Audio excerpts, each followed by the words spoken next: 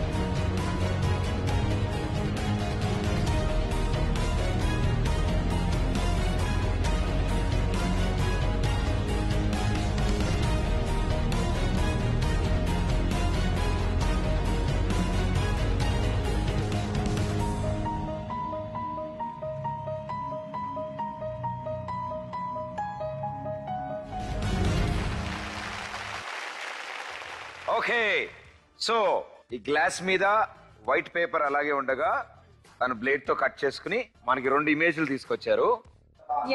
So నేను reveal చేయడానికి ముందు మిమ్మల్ని గెస్ చేయమని అడిగాను. yes you're right మరి బాలయ్య బాబు గారు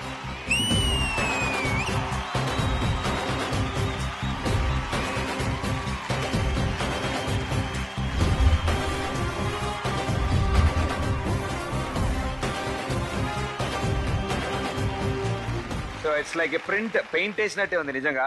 యాక్చువల్లీ మీకు అంత దూరం నుంచి అర్థం అవట్లే. This is a dark glass and this just paper. ఆ పేపర్ ని దాని మీద కట్ చేసుకుంటూ వచ్చాడు ఆ షేప్ లో, అది కూడా రివర్స్ లో. సో ఒకటి గెస్ రైట్ అయింది.